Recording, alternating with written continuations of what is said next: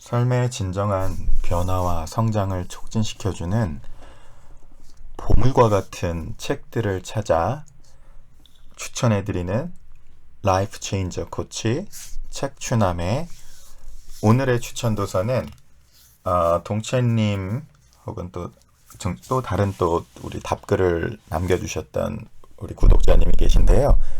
나로 살아가는 기쁨 한번 좀 나눠줬으면 좋겠다 요청 주셔서 다시 한번 녹음해 보려고 합니다. 왜냐면 지난번에 사실 다 녹음했다가 우리 막판에 저희 책추녀 예지가 와가지고 삭제 버튼 눌러버리는 바람에 전부 다 날아갔거든요. 그래서 허탈해서 당분간 좀 시간을 좀 가져야겠다 했는데 또 여러분께서 나로 살아가는 기쁨 아니타 무르자니의 그리고 모든 것이 변했다가 작가가 쓴 후속편입니다. 역시 샨티 출판사에서 출판이 되었고요. 제가 책추남 초반에 항상 말씀드리는 몇 가지 사항 말씀드리고 또 시작하겠습니다. 책추남을 제가 하는 주 이유는 정말 보배로운 책들이 널리 사랑받았으면 하는 마음이 있기 때문인데요. 저희가 이런 좋은 책들이 널리 퍼져갈 수 있게 서로 함께 참여할 수 있는 길은 이런 책들을 소장해 주는 거라고 생각을 합니다. 정말 저희가 계속 사이토 히토리 씨의 책들도 함께 쭉 살펴보고 있는데 그런 책들에서 저희가 보면 또 아시다시피 정말 가치 있는 책들은 거기에 대한 어떤 가치로움을 우리가 투자할 때 그 가치로움을 정말 온전히 저희 것으로 만들 수 있다라고도 얘기를 하는데요. 그런 맥락에서 또 정말 좋은 책들이 널리 알려지는 그런 의미에서 책 소장 한번 부탁드려 보고요. 또 같은 맥락에서 책추남 채널 여러분 많이 감사하게 많이 응원해 주시고 계신데요. 그래서 좋아요, 구독하기 또 정말 이 내용이 도움이 되겠다라고 생각하는 주위 분들에게 공유하기로 선물해 주신다면은 또 정말 좋은 책들이 널리 알려가는데 결국 그것은 좋은 책들이 널리 알려져 나간다는 것은 좋은 생각에 공명하는 분들이 늘어날 수 있다는 얘기고 좋은 생각에 공명하게 될수록 또 그러한 것들을 많이 이렇게 퍼뜨려 갈 수 있는 좋은 기업들과 출판사들이 또 많아질 수 있다는 얘기고 그러한 어떤 상승 공명 가운데 정말 우리의 저변의 의식의 무의식의 문화적 분위기를 변화시킬 수 있는 그리고 그것이 진정한 변화를 이끌어낼 수 있는 가장 현명하고 빠른 길이라고 생각이 들어서 그러한 내용 부탁드리고 있고요. 여러분 네이버 카페에도 책추남 북튜버로 카페명 검색을 해보시면 /북튜버 치시거나 책추남 TV 쳐보시면 아실 수 있을 거고요. 또 이미 몇몇 분들 벌써 들어오셔서 함께 책추남 함께 이야기 나누고 있습니다. 그래서 거기서 함께 오신 분들이 정말 제가 옆에서 봐도 되게 훈훈하거든요. 좋은 분들이 오셔서 좋은 책들 서로 좋은 구절들 나누고 계시니까 그런 대화에 참여하고 싶으신 분들은 함께 카카오톡에서 검색하기 책추남 TV 하시면 오픈 채팅방 책추남 북살롱으로 오픈 채팅방 열려 있으니까 함께 오셔서 말씀 나누셔도 좋을 것 같습니다. 자, 우리 또 함께 아니타 무르자니의 이야기를 함께 나눠보도록 하겠습니다. 아니타 무르자니는 여러분 그리고 모든 것이 변했다 해서 이미 한번 소개해드렸죠. 그래도 처음 요 방송을 듣게 되시는 분들을 위해서 다시 한번 소개해드리겠습니다. 그리고 모든 것이 변했다. Dying to be me. 이게 원래 본제는 내 자신이 되기 위해서 죽다라는 정도의 뜻인 것 같은데 국내에는 그렇게 번역을 해주셨습니다. 전 세계적인 베스트셀러가 되었고요. 4년간의 암투병과 그 끝에 경험한 놀라운 임사체험이 자신에 대한 삶을 어떻게 송두리째 바꿔나왔는지를 감동적으로 쓴 그리고 모든 것이 변했다는 발행 2주 만에 뉴욕타임즈 베스트셀러가 되어 9주 동안이나 그 자리를 지켰으며 45개 이상 언어로 번역되어 세계적으로 100만 부 이상 판매되었다. 2015년 국제적인 유명한 할리우드 스코트 프리 프로덕션에서는 이 책 내용을 그대로 영화화하기로 결정했다. 임사체험 후 암을 완치한 아니타는 현재 세계를 돌며 워크숍, 강연, 컨퍼런스 등에서 임사체험 당시 얻은 심오한 깨달음을 나누고 있고 전 세계 주요 TV 프로그램에도 정기적으로 출연한다. 대표적으로는 미국 CNN의 앤더슨 쿠폰 360도, 폭스뉴스, 제프 프로스트 쇼, 내셔널 지오그래피 채널, 투데이 쇼, 홍콩의 펄 리포트, 필리핀의 카란 다빌라와 함께하는 헤드스타트 등이 있다. 아니타는 인도인 부모 밑에서 싱가포르에서 태어났고 2살 때 온 가족이 홍콩으로 이주해 성인이 될 때까지 그곳에 살았다. 라고 얘기하고요.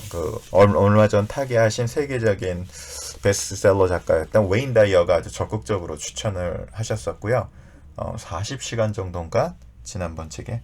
의학적으로 실제로 홍콩의 병원에 임사체험에 대한 기록이 남아있고, 그것을 한 의사가 실제 가서 그것을 확인까지 해서 이분의 경험을 많이 이렇게 서포트 해주고 계시는 것 같아요.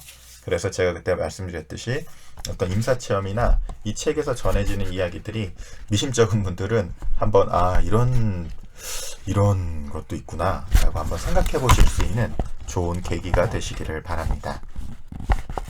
자, 서문에서 시작이 됩니다. 서문 전에 이 세상에 태어날 때 나는 웃고 사랑하고 내 안의 빛을 환하게 밝히는 방법밖에 몰랐다. 그런데 사람들이 나에게 그만 웃으라고 했다. 인생은 심각한 거야. 남들보다 앞서가려면 말이야. 그래서 나는 더 이상 웃지 않았다. 사람들이 또 말했다. 아무나 사랑하면 안 돼. 상처받고 싶지 않으면 말이야. 그래서 나는 더 이상 사랑하지 않았다. 사람들은 또 말했다. 너의 빛을 드러내지 마. 주목을 많이 받아서 좋은 건 없지. 그래서 난 더 이상 빛을 밝히지 않았다. 그리고 시들고 쪼그라들더니 죽었다. 죽어서야 삶에서 중요한 것은 웃고 사랑하고 내 안의 빛을 환하게 밝히는 것임을 배웠다. 참 죽기 전에 알면은 참 좋겠다는 생각이 들죠. 실제로 우리가 언제나 지나봐야 루시아 씨의 인생을 다시 산다면 이라는 책에서도 나온 내용 시도 한번 기억나시는지 모르겠습니다. 그 책의 내용과도 한번 일맥하는 내용일 것 같은데요. 인생을 다시 산다면 이라는 시도 있었고, 지금 알고 있는 것을 그때도 알았더라면 이라는 시 많이들 알고 계시죠? 지금 알고 있는 걸 그때도 알았더라면, 킴벌리 커버거. 지금 알고 있는 걸 그때도 알았더라면 내 가슴이 말하는 것에 더 자주 귀 기울였으리라. 더 즐겁게 살고 덜 고민했으리라. 금방 학교를 졸업하고 머지않아 직업을 가져야 한다는 걸 깨달았으리라. 아니, 그런 것들은 잊어버렸으리라. 다른 사람들이 나에 대해 말하는 것에는 신경 쓰지 않았으리라. 그 대신 내가 가진 생명력과 단단한 피부를 더 가치 있게 여겼으리라. 더 많이 놀고 덜 초조했으리라. 진정한 아름다움은 자신의 인생을 사랑하는 데 있음을 기억했으리라. 부모가 날 얼마나 사랑하는가를 알고 또한 그들이 내게 최선을 다하고 있었음을 믿었으리라. 사랑에 더 열중하고 그 결말에 대해선 덜 걱정했으리라. 설령 그것이 실패로 끝난다 해도 더 좋은 어떤 것이 기다리고 있음을 믿었으리라. 나는 어린아이처럼 행동하는 걸 두려워하지 않았으리라. 더 많은 용기를 가졌으리라. 모든 사람에게서 좋은 면을 발견하고 그것들을 그들과 함께 나눴으리라. 지금 알고 있는 걸 그때도 알았더라면 나는 분명코 춤추는 법을 배웠으리라. 내 육체를 있는 그대로 좋아했으리라. 내가 만나는 사람들을 신뢰하고 나 역시 누군가에게 신뢰할 만한 사람이 되었으리라. 입맞춤을 즐겼으리라. 정말로 자주 입을 맞췄으리라. 분명히 더 감사하고 더 많이 행복했으리라. 지금 내가 알고 있는 걸 그때도 알았더라면. 참, 이게 이런 것도 보면 이 책 또 좋은 책지 있잖아요. 코넬 대학교에서 인류유산 프로젝트라고 해가지고 죽음을 앞둔 노인들에게 인생을 다시 한번 산다면 어떤 지혜를 가지고 싶으시면 어떻게 다시 살겠습니까? 내가 알고 있는 걸 당신도 알게 된다면 칼 필레머 코넬 대학교 교수님께서 했던 내용도 있는데, 저도 결혼하고 사실 같이 둘이 제일 먼저 읽은 책으로 이 책을 꼽았었는데요. 이게 참 뭐라 그럴까요? 머리로 하는 것과 삶으로 그거를 체득해서 산다는 것의 갭을 언제나 절실하게 느끼게 됩니다. 자, 그리고 보니까 지난번에 또 답글을 남겨주셨던 지영님께서 이 책 그리고 모든 것이 변했다 전작에서 이런 구절을 남겨주셨었어요. 내 자신을 들들 볶고 있어요. 매일 자기 검열과 반성, 변화를 위한 자극만을 받아들이고 있었어요. 들으면서 자꾸 눈물이 나네요. 내 자신을 많이 괴롭혔어요. 나는 완전한데 말이죠. 두려움이 커서 매일 이타적으로 살아요. 나로 사는 것이 먼저인데 말이죠. 알려주셔서 그저 감사합니다. 라고 답글 남겨주셨어요. 근데 마음에 참 뭐라 그럴까요? 네, 말로 다 되게 표현할 수 없는 그런 느낌이고요. 이 책에서도 나로 살아가는 기쁨에서도 여러분께 이런 어떤 지영님께서 누리셨던 어떤 이런 깨달음의 어떤 힐링적인 깨달음이죠. 이런 그런 좋은 계기가 되시기를 바라는 마음으로 또 시작해 보겠습니다. 자, 그 챕터마다 이게 이제 정리가 되어 있습니다. 이 챕터마다 이게 쭉 10번째 신념이라는 거짓 신념과 진실된 신념으로 챕터마다 이게 딱 정리가 되어 있는데요.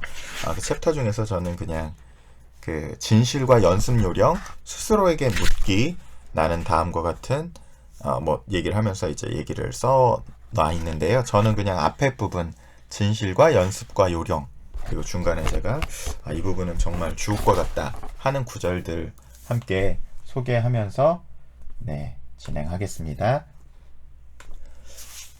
진실, 첫 번째, 행한 대로 받는다는 말이 거짓이라면 무엇이 진실일까? 진실, 아무리 부족해 보이는 사람이라도 우리는 누구나 그 존재 자체만으로도 조건 없는 사랑을 받을 자격이 있다. 사랑은 구할 필요가 없다. 사랑은 우리가 타고난 권한이다. 네, 제가 이 책추남 라이프 체인저 코치를 통해서 계속 말씀드리는 게 그냥 우리는 누구에게나 불멸의 다이아몬드가 있다 라고 이야기를 드리는 거고, 사랑은 구하는 게 아니라 I am love, 뭘 구한다고 한다는 건 그것이 없다라는 가정에서 시작하기 때문에 또 무의식의 시작의 법칙에 의해서 언제나 같은 자리로 돌아오게 됩니다. 그래서 내가 바로 그것이다. 그것을 잘 나타낸 동화도 행복의 파랑새, 그런 내용들과 같은 맥락이라고 보이고요.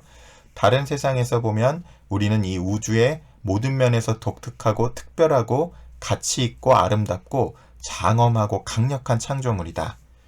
우리가 무슨 말을 하고 무슨 일을 하든, 그리고 이 세상에서 우리를 사랑하는 사람이 아무도 없다고 하더라도 우주는 우리 모두를 깊이 그리고 영원히 사랑한다. 우리는 어쨌든 모두 연결되어 있고 전체의 일부이다. 제게 라이프 체인저의 코칭에서 라이프 게임 철학에서 제가 첫 번째 철학에서 삶은 절대적으로 안전한 게임이다.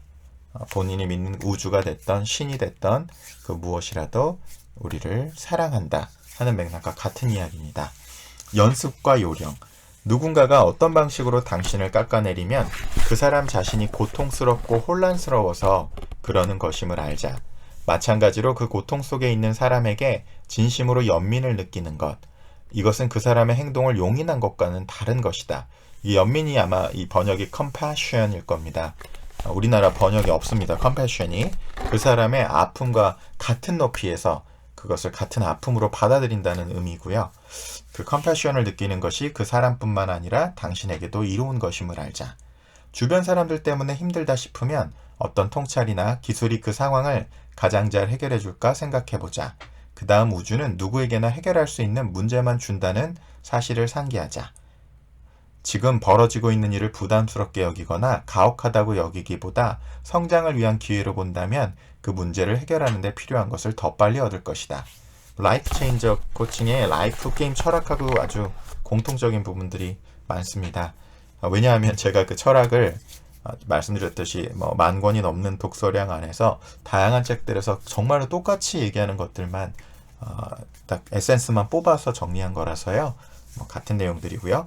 당신을 괴롭히는 사람과 함께 연극을 하고 있다고 상상해보자. 그리고 연극이 끝난 후 각자의 역할에서 벗어나 홀가분한 마음으로 다른 스태프와 함께 뒤풀이를 하고 있다고 생각해보자. 그 사람은 이제 연극에서와 전혀 다르게 아주 다정한 사람이다. 그리고 당신의 연기가 훌륭했다고 칭찬한다. 이런 상상을 자주 반복하다 보면 그 사람에 대한 시각이 조금씩 긍정적으로 바뀔 것이다. 뭐 이 내용도 진짜 한번 역할 연기 한번 해봐도 재밌겠다는 생각이 순간적으로 듭니다. 제가 세종문화회관에서 그 시민연극 2기를 했으면서 연극을 하면서 참 많이 배웠었는데요. 어차피 인생도 한편의 연극과 같다라는, 장기 공연하는 연극과 같다라는 생각을 하게 될 때가 있는데요. 네, 그런 면에서 언젠가 재밌게 해볼 수 있는 좋은 팁이 될 것 같고요. 과거에 벌어졌던 최악의 사건으로 상처를 받던 그때의 상황으로 돌아가는 상상을 해보되, 이번에는 그 사건에 좀 더 성숙하고 현명한 관점으로 대처해보자. 그동안 살면서 배우고 터득한 모든 지혜를 총동원해서 대처해보자. 이 상상은 최대한 생생하게 하는 것이 좋고, 당신만이 아니라 관련된 모든 사람에게 반드시 이로운 결과를 끌어내야 한다. 과거에서 벗어나지 못하게 하는 감정적 반응이나 불안 등을 해소하고 현재에 사는 데 도움이 되는 EFT, Emotional Freedom Technique 이나 호흡관찰법 혹은 명상을 배워보자. 이렇게 되어 있습니다. EFT는 많이 보급되어 있고요. 뭐 책도 많이 나와 있고, 거기 어디 영상 보셔도 좋고요. 제가 볼 때 뭐 함께 믿져야 본전하는 그것 중에 하나는 힐링 코드도 한번 믿져야 본전으로 시도해 볼 수 있는 좋은 팁이 되리라 봅니다. 자, 다음 구절은 죽음에 이르러야 나 자신을 돌아볼 수 있게 되자 모든 것이 변했다. 그때는 신의 눈으로 나 자신을 볼 수 있었다. 그리고 내가 진정으로 누구인지, 우주의 눈에 비친 내가 얼마나 강력하고 특별한 존재인지 볼 수 있었다.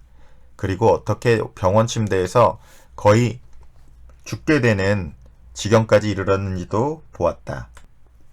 내가 갖고 있던 모든 믿음, 가치, 판단, 견해, 불안, 의심, 두려움이 내가 아님을 갑자기 깨달았을 때 어땠겠는가? 그 모든 것들은 진정 나와 아무 상관이 없었다. 그리고 그것들은 사실 내 일생의 경험을 통해 겹겹이 더 쉬운 두꺼운 색안경 같은 것이었다. 그렇게 겹겹의 색안경이 갑자기 벗겨져 진정한 나 자신이 온전한 모습을 환하게 드러냈다고 상상해보라.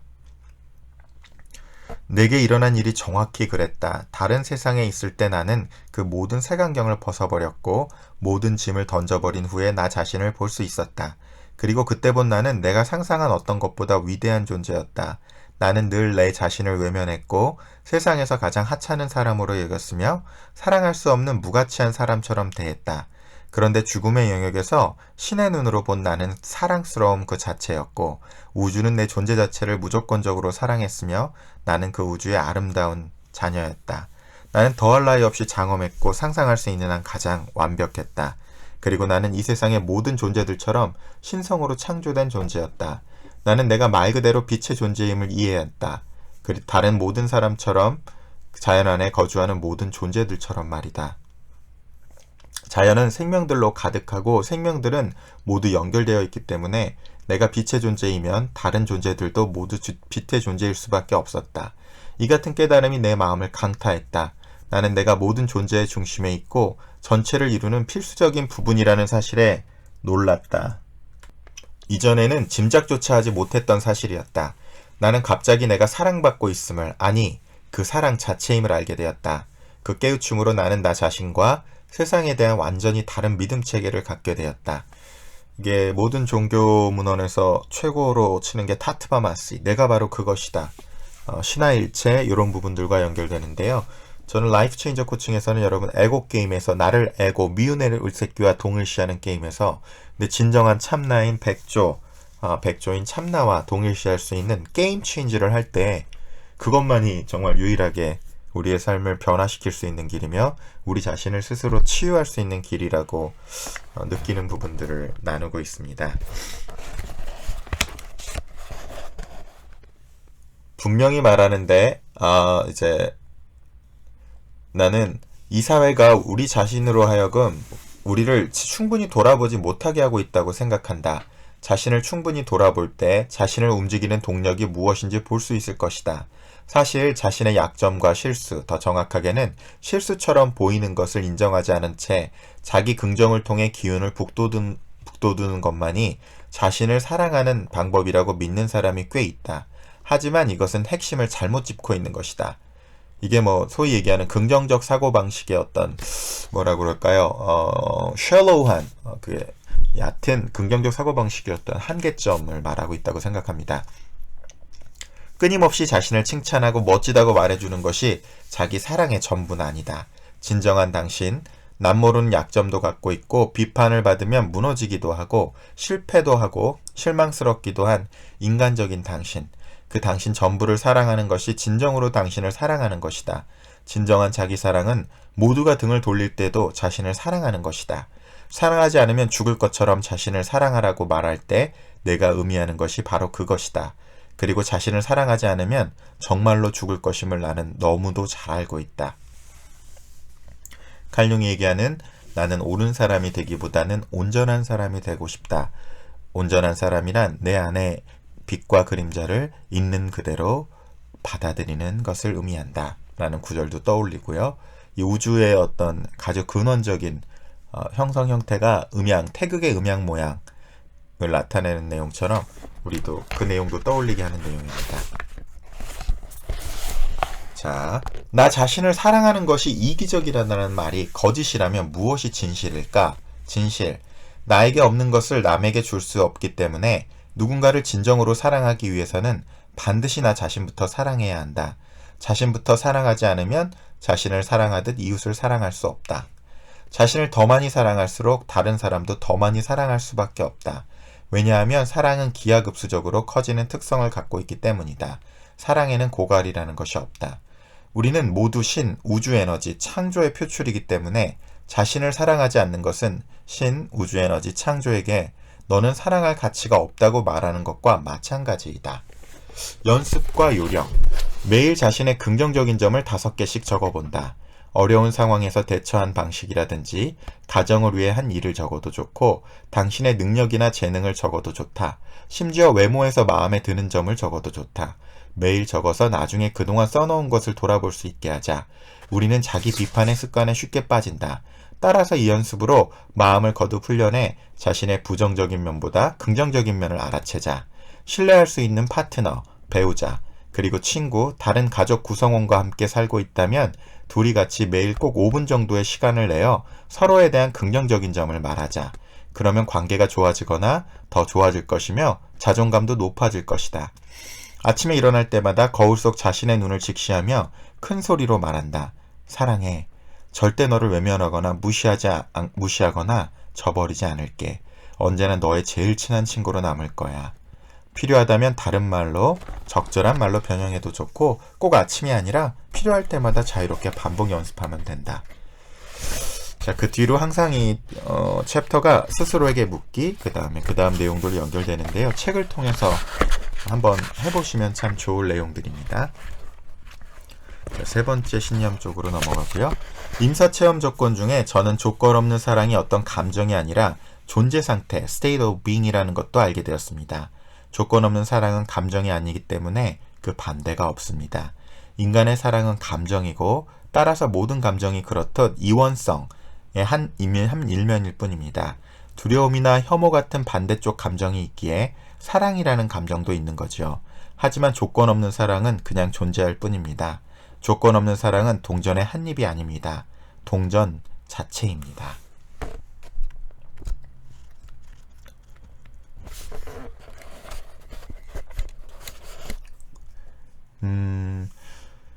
그냥 모든 사람이 더 많이 웃고 더 가볍게 살 수 있었으면 좋겠어요. 내가 말했다. 그리고 설교처럼 들릴 거라는 것은 알지만 이 말은 꼭 해야 할 것 같아요. 우리는 영성, spirituality를 너무 심각하게 생각하는 경향이 있어요. 그래서 인생을 되레 더 즐기지 못해요. 이 세상에서 가장 영적인 행위는 자기 자신으로 사는 것, 자신을 사랑하는 것, 그리고 자기 삶을 사랑하는 것입니다. 그렇게 하기 위한 최고의 방법이 바로 즐겁게 웃고 지내는 것이고요. 더 영적이 되고자 괜히 걱정하고 애쓰지 말아요. 우리는 이미 더할 수 없이 영적이에요. 우리는 지금 바로 그 모습 그대로 완벽합니다. 그런 사실을 알고 축하 파티를 열어요. 사이토 이토리 씨가 이걸 간단하게 얘기합니다. 얼굴을 동그라미로 만들어라. 파티를 자주 열어서 진동수를 높여라. 그러니까 한쪽은 이렇게 굉장히 깊고 하게 얘기하는데 사이토 히토리 씨는 그냥 얼굴에 동그라미를 만들어라. 왜냐면 웃는 얼굴이 돼야 눈도 아래로 처지고 입꼬리가 위로 올라가서 얼굴이 동그라미가 되거든요. 그래서 사이토 히토리 씨의 저는 그러한 감각을 너무너무 사랑하고요. 자, 사랑한다면 다 주어라라는 말이 거짓이라면 무엇이 진실일까? 진실. 자신을 조건 없이 사랑하기 전에 다른 누군가를 조건 없이 사랑한다는 것은 불가능하다. 그리고 자신을 조건 없이 사랑하게 되면 아무도 자신을 이용하거나 학대하게 두지 않는다. 서로가 서로를 완전히 인정하지 않는 관계는 양쪽 모두에게 해롭다. 진짜 조건 없는 사랑이라면 상대가 진정으로 원하는 것을 같이 원해주고 상대가 진정한 자신으로 살게 해준다.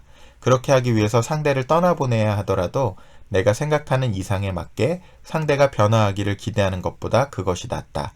조건 없는 사랑에 기반한 관계는 서로를 구속하지 않는다. 이들은 두려움, 의무감, 혹은 다른 이유들 때문에 어쩔 수 없이 같이 사는 것이 아니라 서로 같이 살기를 선택했기 때문에 같이 산다. 연습과 요령. 자신을 심판하지 않고 온전히 받아들일수록 상대에 대해서도 더 사랑하고 더 받아들일 수 있음을 알자. 자신을 온전히 받아들이면 상대를 바꿔야 할 필요성도 사라진다. 받기 위해 주고자 하는 마음에 저항하라. 이기심 없이 진심으로 베풀 때는 상대에게 아무것도 기대하지 않는 법이다. 어떤 사람이 어떤 이유에선가 당신을 막대하고 나쁘게 생각하고 있다면 당신 탓이라기보다 그 사람 자체의 문제인 경우가 더 많음을 알자. 그 사람이 아무리 강력하게 무엇인가를 주장해도 그 사람의 느낌이나 행동에 당신은 아무런 책임이 없다. 자, 그리고 다음 신념으로 넘어갑니다. 내 안에 무언가 잘못되었으니 고쳐야 한다는 말이 거짓이라면 무엇이 진실일까? 진실. 우리는 모든 면에서 완벽하게 태어났다. 우리는 이미 우리가 되려고 하는 그 모든 것이다. 우리는 진정한 자신을 잠시 잊을 수 있을지언정 어떤 식으로든 전혀 망가질 수 없는 존재다. 살면서 만나는 고난은 우리가 무언가 잘못되었음을 말하는 것이 아니다. 고난은 단지 우리 자신을 되찾아가는 여정에서 꼭 필요한 부분일 뿐이다. 자, 이 책추남에서 제가 여러 번 말씀드렸었죠. 우리 안에 있는 백조의 의식 참나, 그리고 불멸의 다이아몬드. 그렇기 때문에 우리는 결코 상처받을 수 없다라는 것. 거기서 시작을 해야 한다는 거고, 너무 지금 요즘은 트라우마라는 단어가 너무 지나치게 남용되고 있다라는 생각하고 있고요. 우리는 진정 자신을 잠시 잊을 수는 있을지언정 어떤 식으로든 전혀 망가질 수 없는 존재다. 이게 제가 그때 국제학교에서 친구들한테 맞아서 살해당할 뻔했던 친구한테도 과제 제대로 안 하고 그냥 불성실하게 해서 한번 혼냈더니 쫓아와서 자기가 그런 경험이 있다고 했을 때 들려준 이야기입니다. 너는 결코 다칠 수도 없고 상처받을 수도 없다. 너의 궁극적인 네 안에 너의 의식은 결코 상처받을 수 없다라고 이야기를 해줬고, 그 친구가 그것을 받아들여서 참 도움이 많이 됐던 에피소드도 말씀드린 적 있죠. 그리고 그 얘기, 우리는 백조는 미운 오리 새끼는 단 한 번도 오리한 적이 없었다는 거. 그냥 자신이 자신을 백조로 착각을 했을 뿐이지 언제나 오리로 착각했을 뿐이지 백조였다는 것. 마찬가지로 우리도 그렇다. 우린 에고가 아니라 우리 안에 있는 true self다라는 얘기 반복적으로 말씀드리고 있습니다. 연습과 요령. 매일 시간을 들여 내면의 안내를 받자. 모든 종류의 안내에 마음을 열어두자. 예를 들어 자동차 라디오에서 나오는 노래, 슈퍼마켓 계산대에서 앞사람들이 주고받는 말, 잡지나 텔레비전 나온 인터뷰 기사 등. 어떤 이야기를 들었는데 흥분하거나 감격했다면 그냥 흘려보내지 말자. 그런 흥분과 감격이 바로 당신이 집중해야 하는 내면의 안내이다. 어려운 일을 축복으로 바라보는 습관을 받아들이자. 무슨 일이 뜻대로 되지 않을 때 화를 내거나 좌절하기보다 이렇게 묻자. 이것이 정말 우주가 주는 선물이라면 우주는 나에게 무엇을 가르치려는 것일까? 관점만 약간 바꿔도 내면에 묻혀있던 큰 지혜를 발굴할 수 있다. 이 사실을 알면 당신도 놀라게 될 것이다. 자, 요거 얘기도 제가 라이프 체인저 코칭에서 삶은 게임이다. 그리고 우리가 만나게 되는 모든 문제들은 우리가 이 땅에 오기 전에 영혼의 상태에서 라이프 게임으로, 퀘스트로 우리가 우리의 영혼의 성장을 레벨업하기 위해서 우리가 다 설계한 디자인이다 로 이해하면 삶을 맞닥뜨리고 삶을 살아가는데 훨씬 더 큰 도움이 되리라고 생각을 해서 그렇게 말씀드리고 있습니다.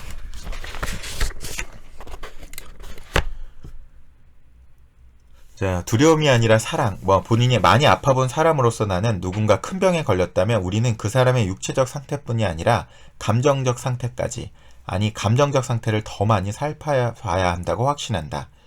그런 의미에서 의료진은 환자들에게 이런 질문을 던져보는 것이 어떨까? 자신을 사랑하고 존중합니까? 행복합니까? 당신이 소중하게 생각하는 사람, 당신을 소중하게 생각하는 사람이 있습니까? 인생의 목적이 있다고 느낍니까? 열정을 쏟아 부을 것이 있습니까? 어떤 일을 하면 기쁨을 느낍니까?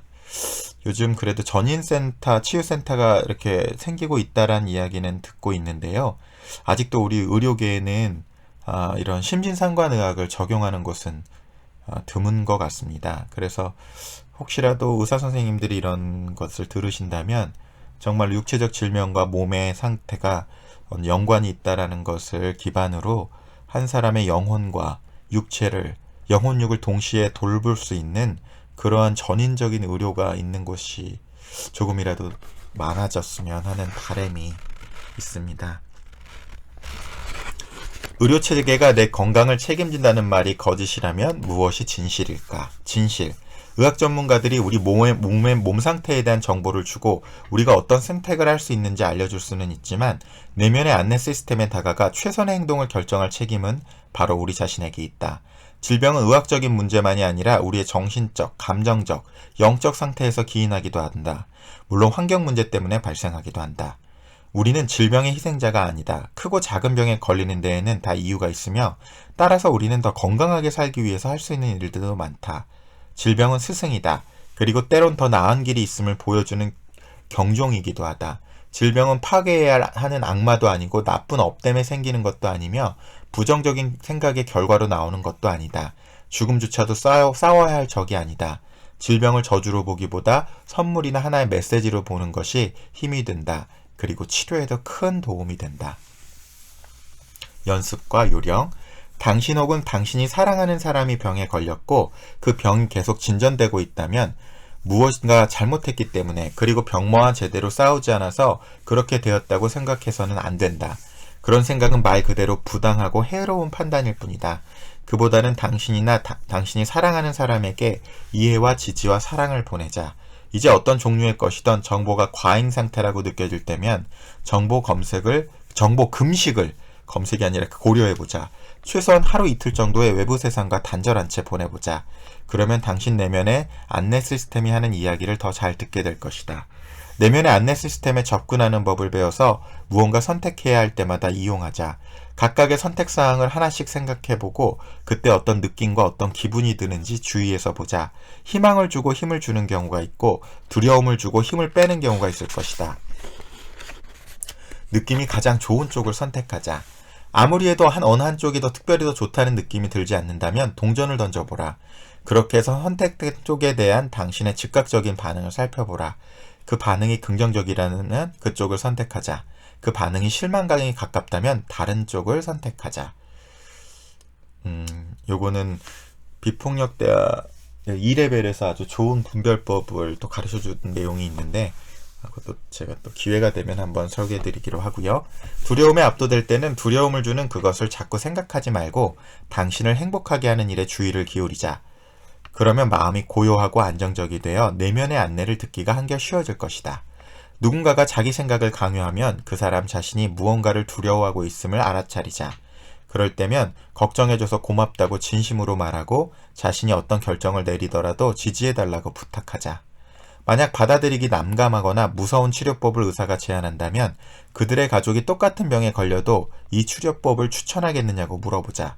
다 나은 것 같은데 의사가 단지 병세가 악화되는 것 같다는 중이라고만 말한다면 나는 개인적으로 이렇게 말하는 의사들이 싫다. 이 말은 병세가 언제든 다시 악화될 수 있다는 말처럼 들려서 힘이 빠진다. 스스로에게 병이 다 나았다고 말해주자.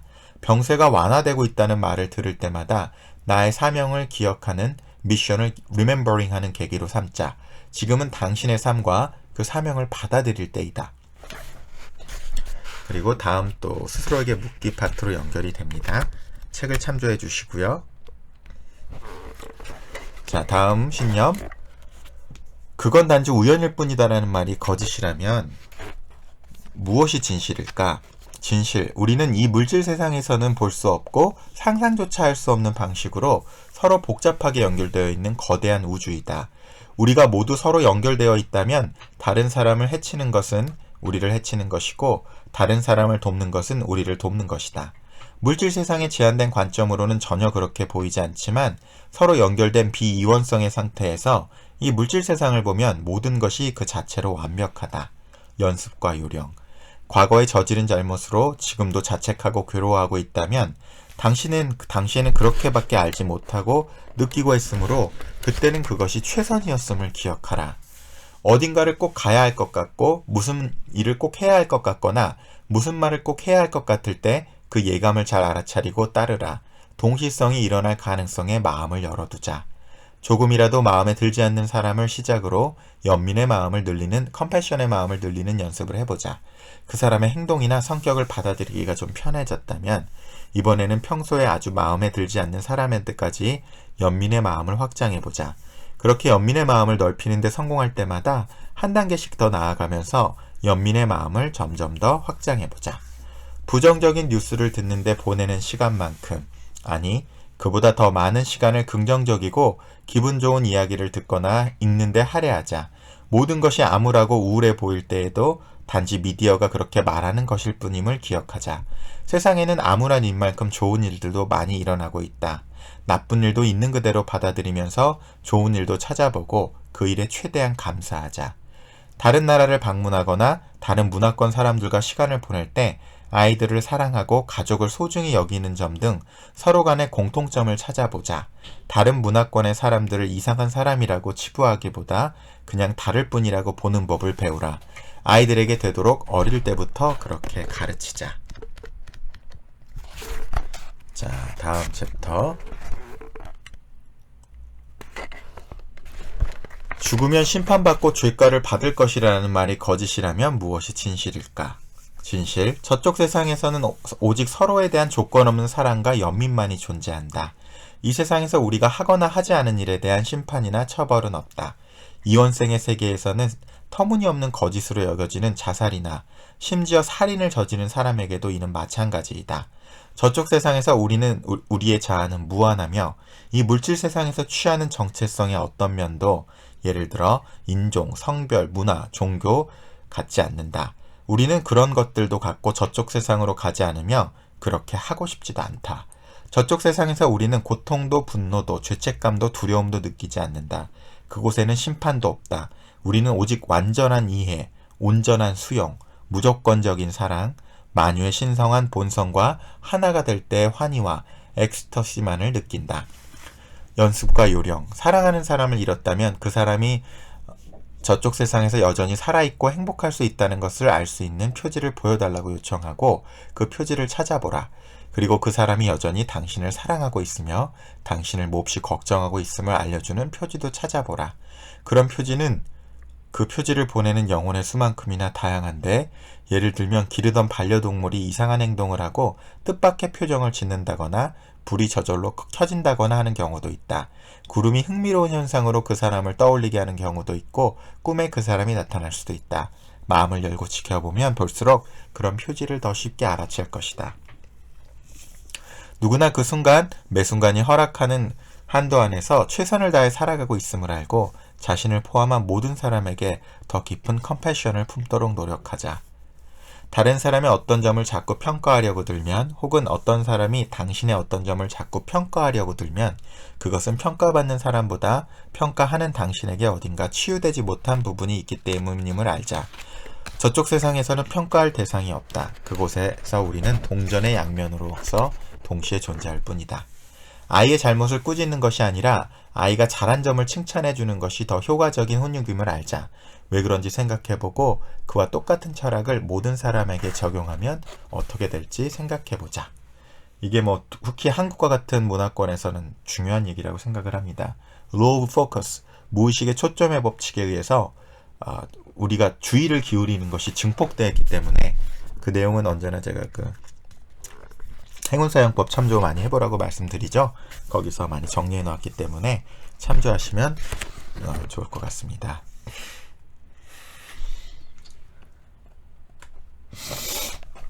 그리고 제가 이 책에서 가장 좋아하는 부분들입니다. 에고에 관한 이야기들. 제가 그 에고에 관해서 미운 오리 새끼 관해서 책들이 요새 몇 권이 나와 있긴 한데 현재는 제가 가장 탁월한 부분들로 보는 건 요 나로 살아가는 기쁨, 그리고 한쪽에서는 아직 제가 녹음해놓고 아직 절판된 책인데 올리지 않고 있는데요. 그 천재사상가 오쇼 라지니스의 에고, 인생 에고라는 책, 이 책 이후에 조만간 곧 올려드리도록 하겠습니다. 자, 에고에 관한 내용들이 여기 굉장히 좋은 통찰들이 많습니다. 저쪽 세상에 있을 때는 저는 이 몸속에 있는 제 자아의 모든 부분, 즉 저의 감정, 정신, 에고까지 이 모든 부분이 이 세상에서 생존하고 번영하는 데 꼭 필요한 것이라는 걸 알게 되었어요. 에고가 있기 때문에 우리는 자신의 정체성을 갖고 개체성을 느낄 수 있어요. 에고가 있기에 우리는 각자 자신이 누구인 줄 알 수 있고 자신만의 독특함을 표현할 수 있죠. 에고가 불필요하다면 애초에 에고를 갖고 태어나지도 않았을 거예요. 우리가 모두 하나이고 연결되어 있다 해도 이 물질 세상에서는 너와 나를 구분해주는 에고는 에고 없이는 절대로 살아갈 수 없습니다. 우리는 에고가 있어야 이런저런 구분들을 할 수 있어요. 그건 마치 초록색과 파란색, 바닐라와 초콜릿을 구분하게 되는 것과 꼭 같아요. 사실 그렇게 구분하는 능력이 없다면, 다시 말해 비교하고 대조하는 능력이 없다면 우리는 이 세상에서 아무것도 할 수 없습니다. 하지만 에고와 자신을 지나치게 동일시하면 과장된 자아 이미지를 갖게 되지 않을까요? 나는 씩 웃었다. 너무도 많은 사람이 바로 그렇게 생각하기 때문에 더 이상 꼼짝도 할 수 없게 되는 것이다. 임사체험 전까지 나도 그렇게 생각했다. 그러니까 내 이야기를 들려주면 그들의 생각도 180도 바뀔 것 같았다. 에고는 우리의 절친이다. 만약 그런 말들이 다 사실이 아니고 그렇게 믿는 것이 오히려 우리가 누구인지를 알 수 없게 만들고 스스로를 사랑할 수 없게 한다면요? 내가 반문했다. 자신이 괜찮은 사람이라고 생각하는 것이 왜 나쁜가요? 이것은 다른 사람이 괜찮은 사람이라고 생각하는 것과 마찬가지로 나쁘지 않습니다. 사실 이 둘은 서로 상보적이에요. 자존감이 낮으면 다른 사람과 관계하기가 오히려 더 힘들어집니다. 자기가 자기를 사랑하는 것이 왜 그렇게 힘든지 알 것 같아요. 자신을 사랑하는 것이 이기적인 행위라고 믿기 때문에, 이게 문답 형식으로 돼 있어서요. 제가 이걸 어떻게 하면 더 잘 읽을 수 있을까요? 자신을 사랑하는 것이 이기적인 행위라고 믿기 때문입니다. 그리고 또 이기적인 것은 부정적인 것이라고 믿기 때문이고요. 이기적인 소리를 들을까봐 나 자신을 사랑하지 못하는 겁니다. 네, 맞아요. 내가 기뻐하며 말했다. 핵심에 다가서고 있었다. 에고가 사실은 적이 아니라면요. 사실은 에고를 피해야 하고 억압해야 하는 범죄자라고 믿는 그 믿음이 적이라면요. 에고를 어떠한 수를 써서라도 부인해야 한다고 믿다 보면 제 경험상 그 반대의 결과가 일어날 수밖에 없습니다. 저는 결국 제 에고에 집착하고 있더군요. 끊임없이 에고를 부인하고 억누르고 견제하고 제지하고 점검하면서 에고의 초점을 맞춘 결과죠. 이게 바로 초점의 법칙, Law of Focus죠. 그 결과 저는 늘 무엇에든 자제하기 바빴고 진정한 나 자신을 표현할 수 없었죠. 하지만 저 자신을 사랑하고 제 에고를 받아들이고 에고가 이 물질 세상에서 사는데 꼭 필요한 측면임을 깨닫자 에고 너머의 저 자신을 보고 저의 무한한 자아를 알아차리기가 훨씬 더 쉬워졌어요. 에고를 포함해 동시에 초월하는 그 자아, 셀프 말이에요. 제가 여러분께 말씀드렸죠. 모든 문화권과 종교와 어떤 역사와 지역과 성별과 이거와 상관없이 정말로 우리 안에 있는 미운 오리 새끼의 의식과 백조의 의식이 있다는 얘기를 똑같이 하고 있다는 얘기 다시 한번 또 여기서 확인이 됩니다. 자기를 사랑할수록 자기 과장, 자랑, 허풍 따위를 동원해 에고를 부풀릴 필요가 없어집니다. 그리고 진정으로 자기를 사랑하면 에고를 방어하거나 보호할 필요도 점점 느끼지 않게 되고요. 다른 사람에게 나에 대한 사랑을 행동으로 증명해달라고 할 필요도 없어지고요. 내 에고의 비율을 맞추거나 흐뭇하게 해달라고 할 필요도 없어지는 겁니다. 제 경험만으로 드리는 말씀입니다. 저 자신을 사랑하면 할수록 저 자신이 에고만이 아니구나 하는 생각이 더 커졌어요. 저는 에고보다 훨씬 더 큰 무엇이죠. 그리고 저는 에고와 함께 존재하기도 하고 에고 없이 존재하기도 하고요. 이 파트 정말 여러분 책에서 한 구절 한 구절 다 읽어보시기를 권해드립니다. 제가 뭐 책 전체를 다 낭독해드릴 수는 없기 때문에 저는 저에게 정말로 저에게 핵심적으로 와닿던 구절들을 말씀을 드리는 거기 때문에요. 책 한번 꼭 정말 소장해서 보시기를 권해드립니다. 자, 그리고 먼저 너 자신을 알라.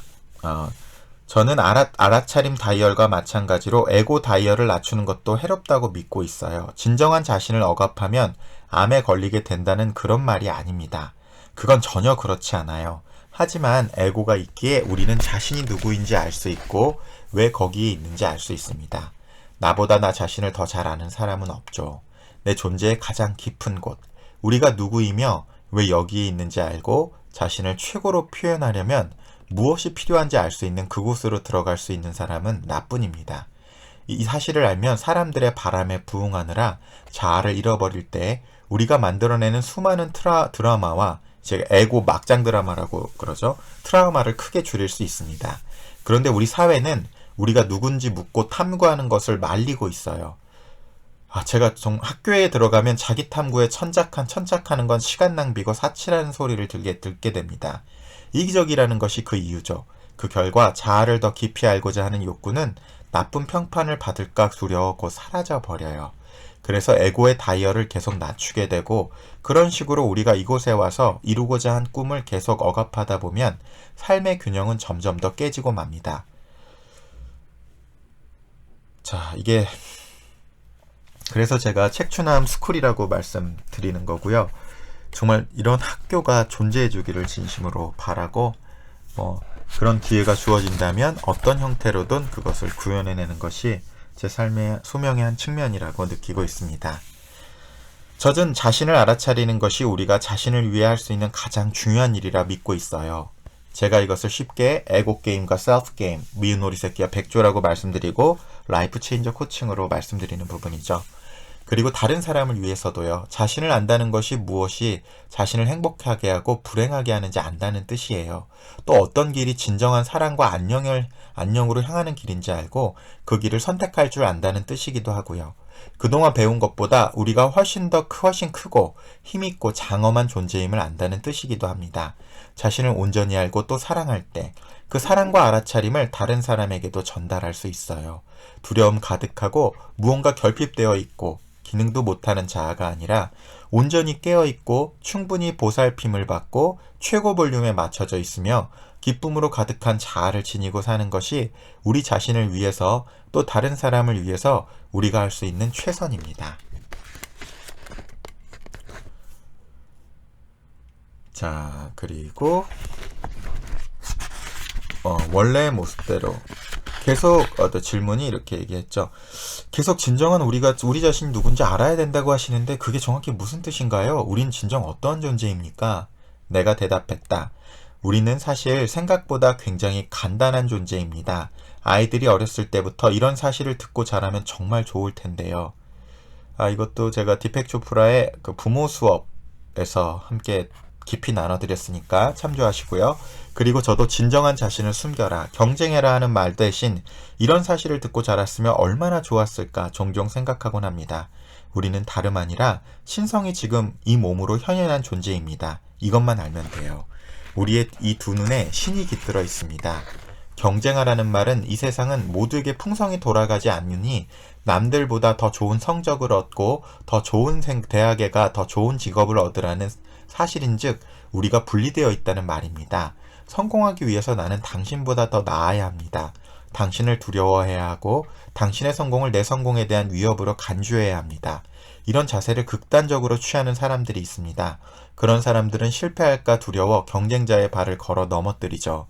알아차림 다이얼이 0에 가까워지고 에고 다이얼이 최대 볼륨을 자랑할 때 그런 결과가 나와요.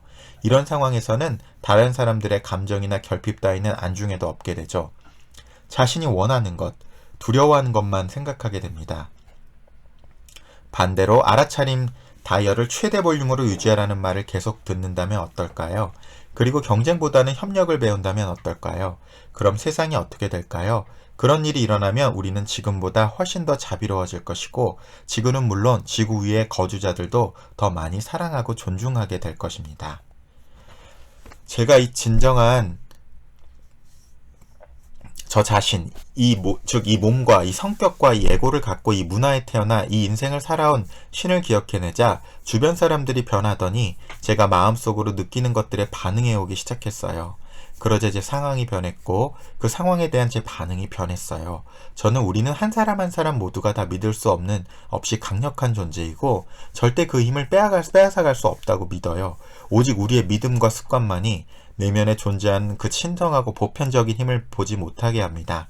우린 인식하지 못하지만 매 순간 그 신성으로 숨쉬고 그 신성으로 살아가고 있습니다. 기존 종교들이 믿는 신을 말하는 것이 아니에요. 이는 무교의 무신론자인 사람에게도 해당하는 이야기입니다. 믿고 있는 신이 없다면 신성 대신 자기 자아의 최고 모습을 떠올리는데 도움이 될 만한 무언가를 대체하셔도 상관없습니다.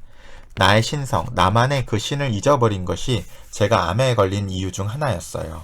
저는 제 자신이 이 우주의 모든 존재가 다 그렇듯 이 삶으로 현현한 신이란 사실을 잊어버렸어요. 그 결과 저는 제가 생각하는 행복과 안녕으로 향한 길들을 선택할 수 없었죠. 알아차림 다이얼을 그렇게 낮게 설정해 놓은 상태에서는 그런 길들이 절대 보이지 않아요. 하지만 임사체험을 하는 동안 제가 할 일은 오직 저 자신으로 살고 저의 신성한 진실을 따라 사는 것임을 기억해냈어요. 그리고 제가 이 세상에서 나타난 신이고 단지 저 자신으로 살기만 해도 그것이 저의 진실을 몸소 보여주는 것이란 사실을 제 존재의 모든 세포를 통해 알 수밖에 없었죠. 저는 신성이 이 세상에 나타나는 수많은 방식 중에 하나였어요. 그렇다는 사실을 매일 100번씩 상기해도 부족하답니다.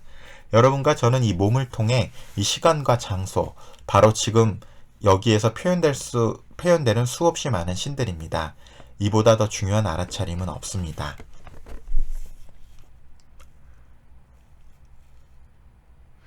정말 멋진 말씀입니다. 하지만 알아차림 다이얼을 최대한 높이는 것이 그렇게 좋은 것이라면요. 그러니까 그렇게 하면 우리가 누구이고 어디서 왔으며 여기에 왜 왔는지 기억할 수 있다면요.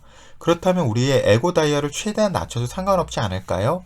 그렇다고 나쁠 게 뭐가 있을까요? 제 생각에는 더 나은 사람이 될 것 같은데요. 데보라가 물었다. 높은 알아차림과 낮은 에고를 가진 사람이 분명 더 나은 사람으로 보이기는 하지요. 최소한 다른 사람들에게 미치는 영향을 보면 말이에요. 하지만 그런 방식으로는 이 세상에서 살아남을 수 없다고 생각해요. 에고는 인간 생존 메커니즘의 일부니까요. 알아차림이 최대가 되고 에고는 없다면 그런 상태는 제가 임사체험에서 경험했던 상태와 같습니다. 저쪽 세상에서 육체 없이 있는 동안에는 저만의 정체성, 저만의 감정 등을 다른 사람들로부터 구분하기가 어려웠습니다. 저는 다른 모든 존재들의 감정도 저의 감정만큼이나 강하게 느꼈지요. 상처받은 사람의 고통만이 아니라 자기의 고통과 결핍 때문에 상처를 줄 수밖에 없었던 사람들의 고통도 똑같이 느꼈어요. 그러므로 그 상태에서 저는 좋고 나쁜 것을 구분할 수 없었습니다. 그곳에는 좋은 것도 나쁜 것도 없었으니까요.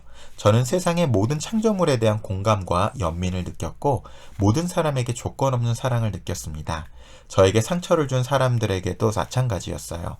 몰라서 혹은 스스로 괴로워서 그렇게 했다는 걸 이해했기 때문이죠. 하지만 이 세상에 살면서 그런 상태에 머무르기는 매우 어렵습니다. 이 세상에서는 매일 매 시간 다른 사람들과 함께 살아야 하니까요. 이 세상에서 저쪽 세상의 상태에 머무른다면 우리는 모든 것에 취약해질 수밖에 없습니다. 에고 가득한 사람들의 표적이 되기 십상이죠. 그들을 무조건적으로 사랑하고 늘 그들의 고통을 느끼기 때문입니다. 일개 인간으로서 이 세상에 생존하려면 이 세상에 적합한 메커니즘이 필요해요.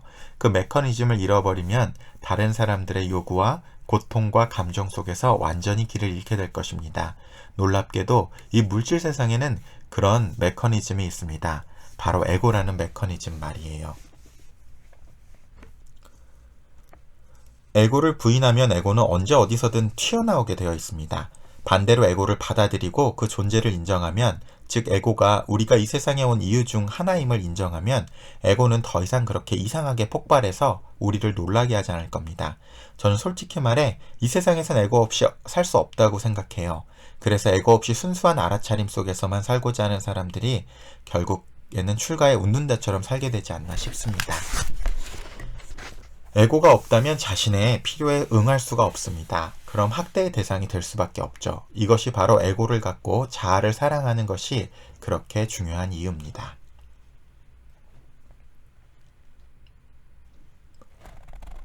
자, 이렇게 되면서 이 챕터가 마무리가 되는데요. 영적이라면 에고를 초월해야 한다는 말이 거짓이라면 무엇이 진실일까? 진실. 에고는 우리의 적이 아니고 초월해야 하는 것도 아니다. 에고는 이 물질 세상에서 살아가는데 꼭 필요하다. 우리는 이 세상을 구성하고 있는 온갖 다채롭고 대조적인 성질을 통해 분리와 이원성을 경험하고 싶어서 이곳으로 왔다. 에고 없이 이런 경험은 불가능하다. 우리는 건강한 에고와 건강한 알아차림 둘 다를 갖고 태어났다. 자기를 사랑하는 것이 이기적이지 않다. 오히려 최고의 건강과 행복에 꼭 필요한 것이다. 자신을 사랑하고 에고를 포용할수록 에고를 초월해 영원한 자아, 트루 셀프를 알아차리기가 더 쉬워진다. 요 균형 잡힌 이내 다른 책들보다 훨씬 균형이 잡혀 있으니까 도움이 되실 겁니다. 처음 만약에 이 방송으로 접하신 분들은 많은 영적인 전통에서 에고를 죽이라고 합니다. 너 자신을 부인하고 십자가를 치고 나를 따르라, 이런 성경의 이런 구절들이라든가 이런 것들이 잘못 이해가 돼가지고 이분법 관점에서 잘못 이해가 돼가지고 에고를 없애고 죽여야 될 것으로 생각을 하는데, 그렇게 되면 무의식의 초점에 의해서 초점의 법칙에 의해서 에고가 증폭이 되는 현상이 발생이 됩니다. 그래서 많은 종교문은 기독교뿐만 아니라 다 종교문에 에고를 없애라 뭐 이렇게 얘기를 하는데, 그런 시도들이 오히려 무의로 돌아가고 오히려 에고를 증폭시켜버리고 상처를 기피하는 경우가 많기 때문에 이런 이해는 여러분께서 이런 식으로 접근을 처음에 해보시는 것이 훨씬 더 도움이 되시리라고 봅니다. 연습과 요령. 당신의 생각과 감정을 살피고 당신이 사는 방식과 사람들과 교류하는 방식을 살펴라. 일단은 알아차림 다이얼과 에고 다이얼의 현재 위치부터 확인하자. 사랑하는 사람의 에고 다이얼과 알아차림 다이얼이 불균형을 이루고 있다면 자연스러운 분위기에서 그로 하여금 자신의 꿈이나 열망, 두려움에 대해 털어놓게 해보자. 그의 알아차림 다이얼을 높이는 데 도움이 될 것이다. 그러니까 알아차림을 정도를 높이란 얘기입니다. 당신만의 신성을 알아차릴 때 사람들이 어떻게 반응해 오는지 수첩에 그때그때 적어두자. 반대로 신성과의 연결이 끊어질 때 사람들이 어떻게 반응해 오는지도 적어두자. 그리고 그 둘을 비교해보자. 나의 에고 게임 모드와 셀프 게임을 한번 비교해보란 얘기랑 일맥상통합니다. 불안, 두려움, 나아가 분노를 느낄 때면 자신 안에 있는 신의 힘을 없앨 사람이 아무도 없음을 기억하자. 그리고 그 신의 힘을 강화하고 진정한 신성에 닿으려면 두려움이나 다른 부정적 감정을 갖는 대신 자신을 사랑하고 보살피는 것이 훨씬 낫다는 것을 기억하자. 자, 뒤에는 또 좋은 파트가 있어서 이건 조금 첨언하겠습니다. 나는 다음과 같을 때 내 에고 다이얼과 알아차림 다이얼이 최고 상태에 있고 그래서 내가 균형을 이루고 있음을 안다. 다른 사람의 고통에 깊은 공감과 연민을 느끼면서도 그들의 고통에 휩싸이거나 짓눌리지 않을 때, 에고가 나의 독특함을 드러내주고 내가 누구인지 알게 해주며 내가 왜 이 세상에 오기로 선택했는지 알려준다고 생각하고 에고에 감사할 때, 에고를 초월하지 못했다며 영적 지도자들을 비판하지 않을 때, 사람들로부터 상처를 받아도 그들이 모르고 그런 것이려니 하고 생각하거나 힘들어서 그런 것이려니 하고 이해할 때, 두려움과 결핍으로 망가진 내 모습을 다른 사람들에게 투사하지 않을 때, 내 본연의 온전하고 행복한 자아가 될 때, 그리고 그것이 나만이 아니라 내가 만나는 모든 사람에게 힘을 주는 일이라는 것을 알 때. 네, 이 내용도 굉장히 도움이 됐습니다. 자, 그리고 이거는 요새는 한국은 좀 아닌 것 같은데요. 어쨌든 함께 읽어보겠습니다. 여자는 남자에 비해 열등하다는 말이 거짓이라면 진실은 무엇일까? 진실, 우월하거나 열등한 성은 없다. 남성과 여성은 각기 자신만의 특성을 갖고 있으며 둘 다 완전하고 균형 잡힌 전체를 만드는데 꼭 필요하고 중요하다. 그 전체는 남성과 여성의 합보다 클 뿐 아니라 우리가 이해할 수 있는 어떤 것보다 더 장엄하다. 영의 세계에서는 육체가 없으므로 성별도 존재하지 않는다. 우리는 동등하고 모두 똑같이 강력하다. 이 생에서 무엇을 경험하고 싶느냐에 따라 우리는 여자로 태어날지 남자로 태어날지 선택한다. 우리는 태어날 때 자신의 성과 자신의 성적 지향을 포함해 자신이 진정으로 누구인지 알고 있다. 그리고 그 진실을 다른 사람과 나누고 싶은 욕구를 가지고 태어난다. 그러나 자라면서 그 진실을 잊어버리고 사회에 길들여진다. 그리고 자신의 이미지를 수정하고 에디트하고 점점 자신의 빛을 잃어가고 사회가 받아들이고 원하는 사람이 된다. 이 부분은 리얼리티 트랜서핑이라는 책에서 펜듈럼, 요새 여사제 타프티라는 책에서도 거기서는 좀 약하게 설명을 하긴 하네요. 리얼리티 트랜서핑에서도 사회가 어떻게 사람을 길들여가는지를 펜듈럼이라는 개념으로 잘 설명해 줍니다. 연습과 요령, 서약을 하자. 자녀가 있건 없건 간에 이 땅의 아이들에게 자신감을 심어주겠다. 남자아이들에게 여자를 존중해야 한다고 가르치겠다. 여자아이들도 마찬가지. 그리고 스스로 행동으로 모범을 보이겠다. 이렇게 서약을 하고 한 걸음씩 그 서약을 실천해 가는지 살펴보자. 그 한 걸음 한 걸음이 처음에는 사소해 보일지 모르지만 우리는 현재 사회의 체제의 수동적인 관찰자나 희생자가 아니라 적극적이고 힘있게 해결책을 찾아가는 매우 중요한 사람들이다. 당신이 여성이라면 당신의 강력한 여성적 특성들을 나열해보자. 예를 들면 높은 감수성, 직관성, 공감 능력, 연민, 양육 능력 등을 의미한다. 그리고 그런 점들이 어떻게 이 사회에 빛으로 작용할 것이며 어떻게 가치 있게 하는 기여가 되게 할지 생각해보라. 당신이 남성이라면 당신과 가까운 여성들을 갖고 있는 강력한 여성적 특징들을 나열해보라. 그리고 그 특성들이 당신을 비롯한 다른 사람들에게 어떤 선물로 작용할지 생각해보라. 10번째 신념, 이제 마지막 파트로 가는데요. 저는 이 파트 보면서 이 책에서 가장 마음에 다가왔습니다. 에피소드인데 한번 이거 나누면서 마지막 챕터 정리 들어가 보겠습니다. 3개월 전에 제 어린 아들이 저 세상으로 떠났어요. 저는 아들이 왜 그렇게 빨리 제 품을 떠나야 했는지 이유를 모르겠어요. 하나뿐인 아들이었어요. 남편도 없는 제게 아이는 제 인생의 전부였고 제가 살아야 할 이유였어요. 한 젊은 여자가 마이크를 잡고 떨리는 목소리로 말했다. 눈에는 눈물이 그렁그렁했다. 아들을 다시는 볼 수 없다는 생각에 미쳐버릴 것 같아요. 왜 이런 일이 벌어졌는지 납득이 가지 않아요. 앞으로 어떻게 살아야 할지 모르겠어요. 호주 강연 여행 중 브리스번 근처의 강연에서 있었던 일이다. 강연이 거의 끝나갈 즈음이면 보통 질문을 받는데 일반적인 경우라면 내가 제일 좋아하는 시간이다. 하지만 이때는 한 젊은 엄마가 주체하기 힘든 슬픔에 쌓인 채 눈물을 줄줄 흘리면서 내 대답을 기다리고 있었다. 나는 할 말을 잃고 말았다. 어떤 말도 소용이 없을 것 같았다. 저 세상을 직접 가본 경험이 있는 나로서는 당연히 그녀의 아들이 지금 잘 있다는 걸 알지만 그렇다는 사실을 확인시켜주는 것만으로는 부족할 것 같았고 심지어는 부적절한 것 같았다. 젊은 엄마의 말이 내 심장에 아프게 와서 박혔고 나는 아무 말도 할 수 없었다. 그 순간 내가 느낄 수 있는 것은 오직 그녀의 고통과 상실감 뿐이었다. 그녀의 고통이 고스란히 느껴졌다. 그 순간 시간이 멈춘 것 같았다.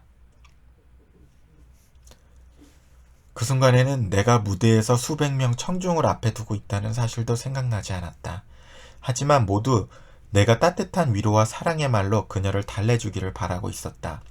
과연 내가 어떤 지혜의 말로 슬픔에 빠진 젊은 엄마에게 그 비극적인 상황을 이해시키고 아이를 더 이상 볼 수 없다는 사실을 받아들이게 할지 사람들이 궁금해한다는 게 느껴졌다. 그 가운데 사랑하는 사람을 잃은 적이 있는 사람들은 나의 대답으로 자신들의 고통도 해소할 수 있으면 좋겠다고 생각했을 것 같다. 무엇보다도 그 많은 눈들은 내가 죽음 뒤에도 삶이 계속됨을 다시 확언해 주기를 간절하게 바라고 있었다. 나는 그곳에 가봤으니까. 나는 그들이 나에게서 듣고 싶어하는 말을 상상해본다. 아드님은 죽지 않았어요. 다만 다른 형태로 변했을 뿐이에요. 그리고 여전히 당신과 함께 있어요. 단지 비유연성의 상태에 있을 뿐이에요. 아니면 이런 말을 기대했을 수도 있다. 우리는 절대 죽지 않아요. 죽음은 착각입니다. 아드님은 지금 자유롭고 행복해요. 아드님은 당신이 그걸 알고도 당신도 자기처럼 행복하기를 바라고 있어요. 그렇게 말했다면 어쩌면 박수가 터졌을지도 모른다. 하지만 그 모든 말이 사실임을 경험상 잘 알고 있음에도 불구하고 그 여인의 뺨으로 쉼없이 흐르는 눈물을 보고 있자니 그런 말들이 하나도 떠오르지 않았다. 어떤 말도 모두 공허하고 진부하게 느껴졌다. 나는 옳은 말을 한답시고 잘난 체하고 싶지 않았다. 저쪽 세상이 얼마나 아름답고 사랑스러운지 경험했지만 여기에서 인간의 모습으로 사는 한 난 여전히 고통을 느낀다. 상처도 받고 슬픔도 느낀다. 그러므로 그 자리에서 젊은 엄마에게 그처럼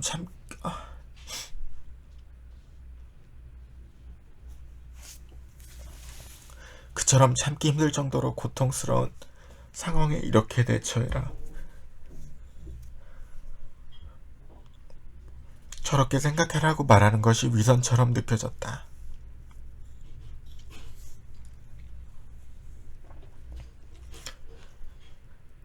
나는 이 여성이 하나뿐인 아들의 생전 모습을 그리워하는구나라는 생각이 들었다. 아들이 웃는 모습, 목소리, 피부의 감촉, 부드러운 머리카락, 웃음소리, 냄새, 습관들을 다시 보고 싶은 것이다. 아마도 그녀는 아들의 소지품을 참아 버리지 못했을 것이고 어쩌면 아들의 옷가지에 얼굴을 묻고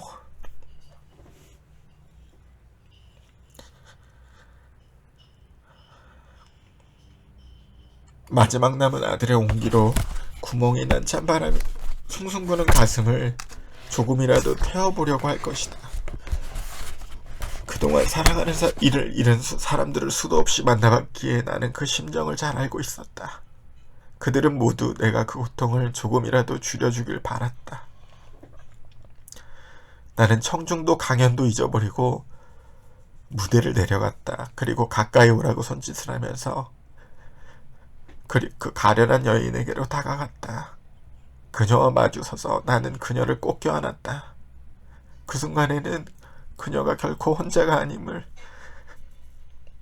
내 온몸으로 보여주는 것 외에는 아무것도 할 수가 없었다.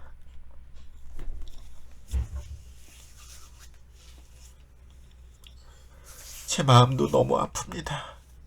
그녀를 아는 채로 내가 말했다. 제 아들이 죽은 것처럼요. 그녀가 어깨에 머리를 묻고 울었고 내 눈에도 눈물이 차올랐다. 그녀는 자식의 죽음을 온 영혼으로 슬퍼하고 있었다.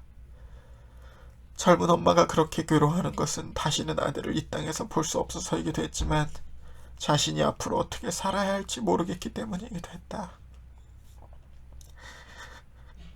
장대한 계획에서 보면 설령 그녀가 자식을 잃은 고통을 못 이겨 죽게 되더라 하더라도 죽은 뒤 아들을 다시 만나게 될 것이고 그렇게 되면 모든 것이 다시 좋아지리라는 걸 나는 알고 있었다. 하지만 그 순간에는 내 속에 매우 인간적인 부분이 그녀가 슬퍼서 죽는 일은 없게 해달라고 빌었다. 그러자 나는 무력해졌다.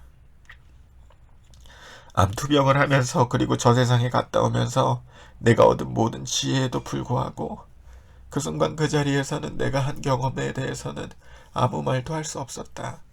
어떤 것도 그녀의 슬픔을 진정으로 덜어주지 못할 것 같았다.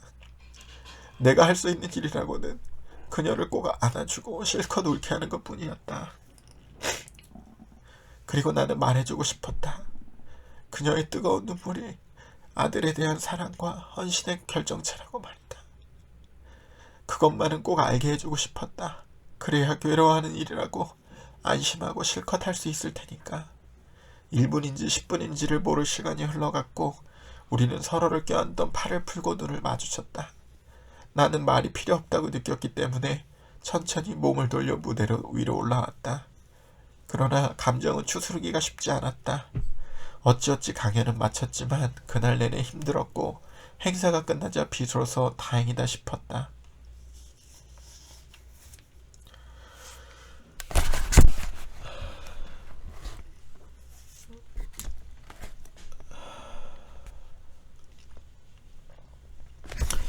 네, 이 얘기들 들으면서 제가 너무 마음이 여러분, 지혜를 아는 것도 중요하고 진실을 알고 있는 것도 중요한데 삶을 살면서 참 이런 경우가 많은 것 같아요. 진실이 뭔지는 알겠지만 내 삶을 산다는 것이 자체가 참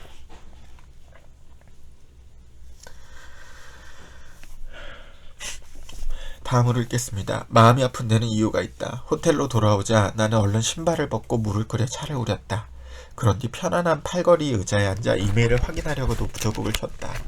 몇 분 전 내 웹사이트를 통해 받은 메시지를 내 업무를 보조해둔 사람이 나에게 전송해 놓은 것이었다. 아주 긴 메시지였는데 그날 내 강연을 들은 쇼나라는 여성이 보내온 피드백이었다. 쇼나는 아들을 잃고 슬퍼하던 젊은 여자가 자기 아들에 대해 물었을 때 내가 그녀 아들이 잘 있다고 저쪽 세상에서 계속 잘 살아가야 있다고 말해주었어야 하지 않느냐고 했다. 나라면 그 아들이 죽지 않았다는 걸 분명히 알 것이고 따라서 그 여성에게 아들이 행복하다는 것, 삶의 환상이라는 것, 아들이 행복함으로 그녀도 행복해야 마땅하는 것 등등의 이야기를 들려줘야 하지 않았냐고도 했다. 쇼나는 그 외에도 내가 책과 강연을 통해서 늘 말해야 했던 진실을 길게 언급했다. 그리고 내가 전에도 많이 얘기했고 임사체험을 통해 진실임을 알고 있는 그 모든 것들을 다시 한번 이야기할 수 있는 좋아온 기회였는데 왜 아무 말도 하지 않았는지 알고 싶어 했다. 쇼나는 내가 임사체험으로 알게 된 것을 열렬히 가르쳐주지 않은 것에 실망하고 진짜 현실에 부딪혔을 때 내가 스스로 진실이라고 믿는 것에 의지하기보다 고통의 망상에 빠져버린 것에도 실망했다고 썼다. 내 역할은 쇼나에 따르면 사람들을 고무시키고 희망을 주는 것인데 그 본분을 잃고 망상에 빠져있는 사람들의 수준으로 몰락한 것이었다. 그 메시지를 읽다 보니 얼굴이 화끈거렸다. 쇼나에게 화가 났기 때문이 아니었다. 그날 다른 청중들도 다 쇼나처럼 실망했을 거라는 생각이 들었고 그러나 나 자신에게 화가 났던 것이다. 그들은 내가 더 큰 그림에 대한 자신들의 믿음을 더 깊게 해주기를 바랬는데 나는 그러지 못했다. 그들은 내가 자신들의 영혼을 고양시키고 먼과 긍정적인 힘을 불어넣어주기를 바랬는데 나는 그러기는커녕 그 반대의 일을 한 것이다. 이러면서 자신이 경험한 그 얘기들을 쭉 고민했던 이야기를 썼는데 이것도 책을 통해서 한번 살펴보세요. 그리고 그걸로 인해서 얘기를 이렇게 이어갑니다. 나는 여전히 개운치 못한 몸과 마음으로 느리고 둔하게 움직였다. 그러다가 문득 아무리 책을 많이 읽고 아무리 영적으로 깊은 경험을 하고 아무리 깊이 깨달았다 해도 혹은 아무리 많은 사람과 세미나를 열어본 사람이라 해도 우리는 인간적인 괴로움을 완전히 피할 수 없다는 생각이 들었다. 마음을 수련하며 사는 영적인 삶이 가치가 없다는 말이 결코 아니다. 다른 모든 존재들과의 연결을 깨달으면 깨달을수록 다른 사람들, 가족, 친구, 공동체, 이 세상의 사람들을 해치거나 고통스럽게 하거나 지구의 환경에 손상을 입힐 가능성은 그만큼 줄어들 것이다. 하지만 깊은 고통은 깊은 사랑과 동전의 양면처럼 서로 뗄래야 뗄 수가 없는 관계에 있다. 사랑하는 사람의 죽음에 가슴 아파하는 것은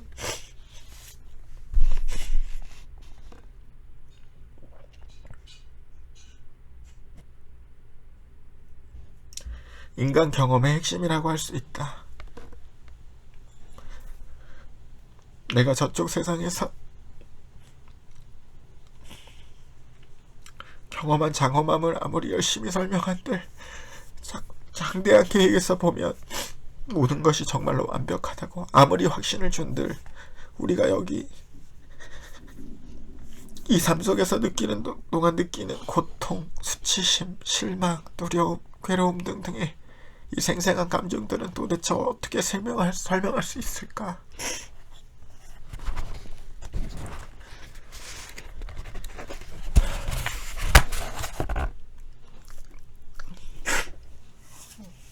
오늘날 인기를 끌고 있는 긍정적인 자세가 긍정적인 현실을 만든다는 믿음은 지금 당장 괴롭고 힘든 일을 겪고 있는 사람들을 더 괴롭고 힘들게 만든다. 이들은 긍정적이 되도록 노력하라고 말하는 사람들의 그런 태도까지 감내해야 한다. 고통과 상실을 겪을 때 힘든 감정을 품게 되는 것은 자연스러운 일인데도 우리 사회에 많은 사람들이 그런 것을 불편하게 느낀다. 이른바 깨달음을 추구한다고 하면 인간으로서 겪는 진짜 감정들을 품어서는 안 된다고 믿는다. 그리고 고통을 느끼면 어떤 점에서든 깨달음이 부족해서 그런 것이라고 생각한다. 희망을 갖고 긍정적이 되는 것은 분명 도움이 되지만 피할 수 없는 인생의 재난에 맞닥뜨렸을 때 그런 위기 앞에서도 늘 긍정적인 자세를 유지해야 한다는 믿음은 우리를 더욱 힘들게 할 뿐이다. 그때 우리는 고통을 느끼는 자신을 부끄럽게 여기게 된다. 영성이 부족해 그런 고통이 찾아왔다고 생각하기 때문이다. 고통스러워하는 다른 사람을 볼 때도 그런 고통을 드러낼 여지를 주기보다는 진부한 조언을 일삼게 된다. 긍정적인 생각과 자세가 많은 점에서 좋기는 하지만 아무런 도움이 되지 않을 때도 있는 것이다. 긍정적인 생각과 자세가 오히려 상처가 보이지 않게 덮어만 두는 반창고 같은 경우도 있는 것이다. 나는 고통은 정면 돌파하는 것이 최선이라고 배웠다. 그래야 정말 좋은 결과를 얻을 수 있다. 이 말은 먼저 고통이 거기 있음을 인정하고 받아들여야 한다는 뜻이다. 고통의 존재를 인정하고 그것을 진정으로 느낄 수 있도록 두어야 한다. 우리에게는 그렇게 할 수 있는 힘이 있다. 모든 고통에는 선물이 숨어 있다. 무엇보다도 고통은 우리에게 공감을 주어 상실과 슬픔, 고통을 겪고 있는 사람들을 더 잘 이해할 수 있게 한다. 고통스러운 경험은 실제로 우리를 더 인간적이게 하고 그때 우리는 오히려 신성에 훨씬 더 가까이 가게 된다.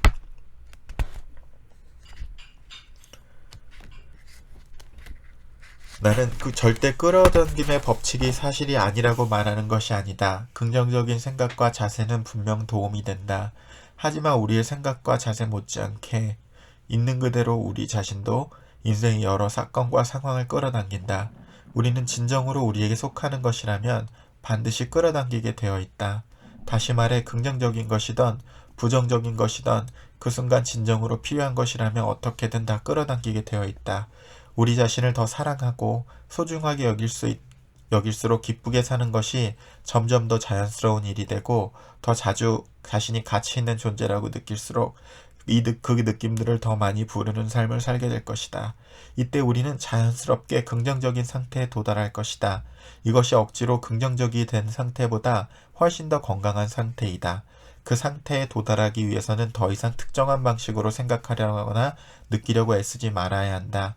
그리고 실망, 좌절, 고통, 슬픔, 비탄을 포함한 모든 감정들을 있는 그대로 수용해야 한다.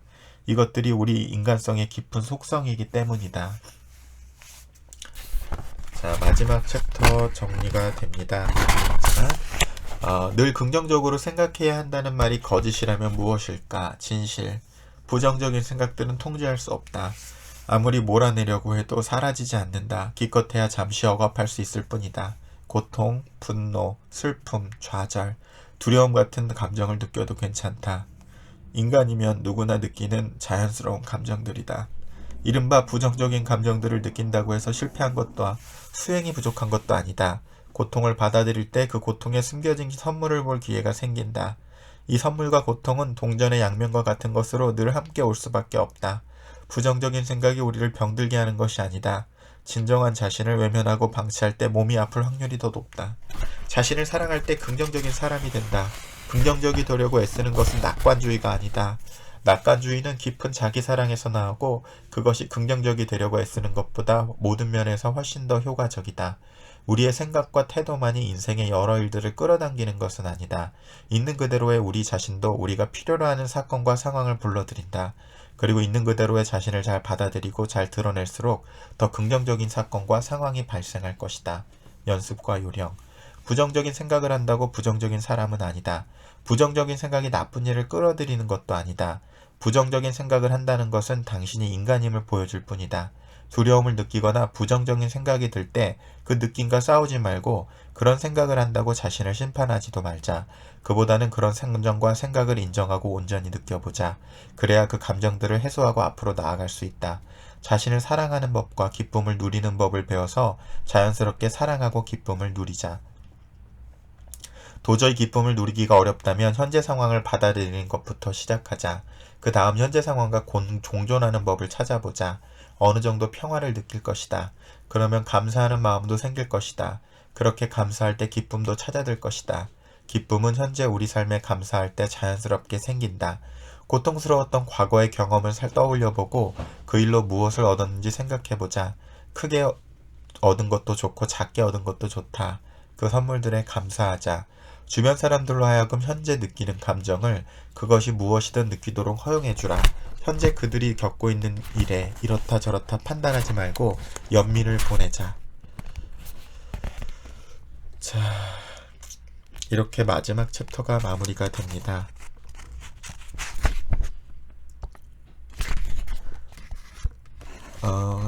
그래, 나 자신의 임사체험과 내 소중한 친구 웨인 다이어의 삶과의 가르침의 바탕에 내가 지금 꼭 당부하고 싶은 말은 모든 발견, 모든 예술적 탐구가 삶의 우주적 테피스트리에서 중요하다는 것을 알고, 왜냐하면 정말 그렇기 때문이다. 창조성을 발휘하며 삶을 살라는 것이다. 당신의 가슴이 하는 말을 잘 듣고 우주가 펼쳐 보여주는 화려한 색상들을 신나게 조합해 당신만의 걸작을 만들어내기 바란다. 그러면 당신이 만들어낸 창조물에 스스로 깜짝 놀라게 될지도 모른다. 아름다운 음악을 듣거나 연주할 때 우리의 목적은 음악을 다 듣거나 연주를 다 끝내는 것이 아니다.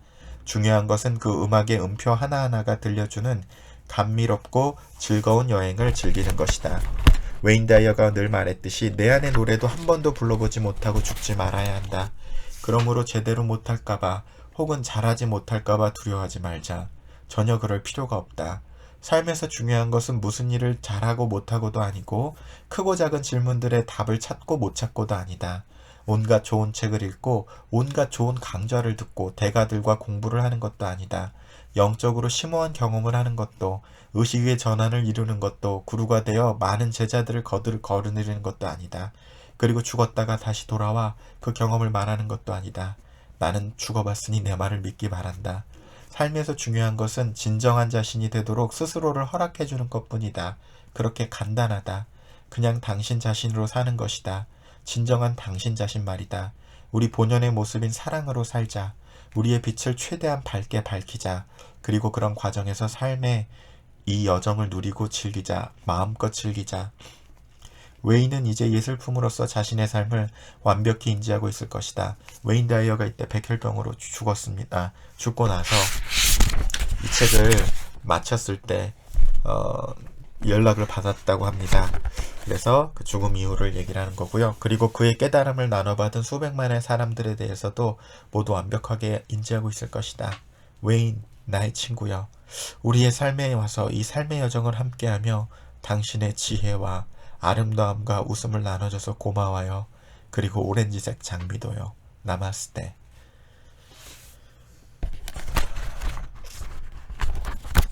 네, 책 추남. 오늘 제가 좀 예기치 못하게 눈물이 많이 터져 나와서요. 그냥 근데 네, 있는 그대로 읽었습니다. 그리고 네, 지혜를 추구한다는 것, 사랑을 추구한다는 길이 제가 그때 잃어버린 기도의 비밀에서도 나오는 것처럼 이게 상처하고 이게 음양처럼 맞붙어 있는 것 같아요. 그래서 그 속에서 우리가 사랑을 배우고 그 속에서 우리가 지혜를 배워가는데 네, 참 그 면에서 삶이 결코 녹록지 않다는 것을 우리 책추남 구독자분들께서도 많이 경험하는 나이들이 되신 것 같아요.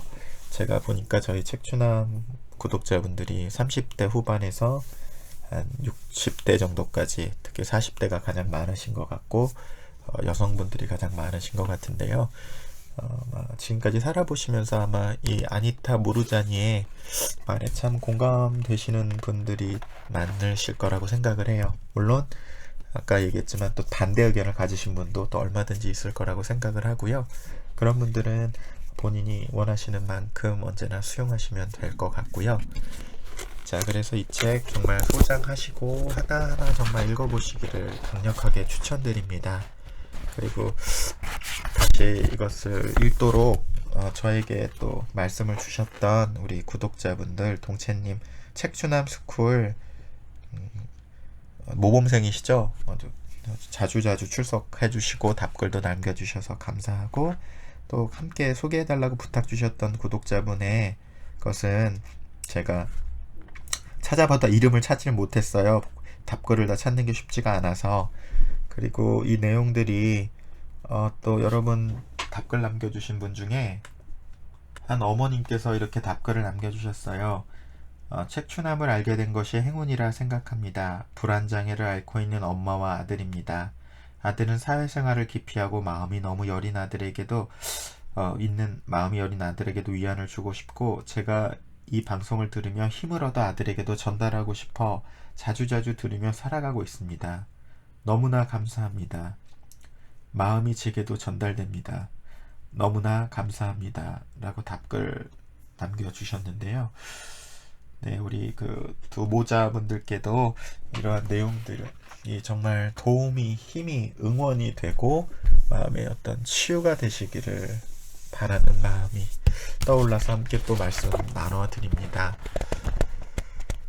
네, 오늘은 마무리를 많은 얘기를 하기보다는 그냥 이런 지혜를 남겨준 아니타 무르자니 진심으로 감사하고, 또 이것을 번역해 주셔서 함께 나누는 우리 책추남의 책을 함께 소개하실 수 있도록 해준 샨티 출판사도 정말 감사하고요. 네, 우리 출판사 사장님, 제가 이현주 목사님 예배 드릴 때 그때 몇 번 뵀었는데 말씀은 많이 나눠본 적은 없지만 정말 좋은 책들, 의식을 깨우고 삶을 깨워주는 좋은 책들 많이 출간해 주셔서 진심으로 감사합니다. 우리 구독자분들도 함께 들어주셔서 감사하고요. 네, 오늘 감사함으로 나로 살아가는 기쁨 마치도록 하겠습니다.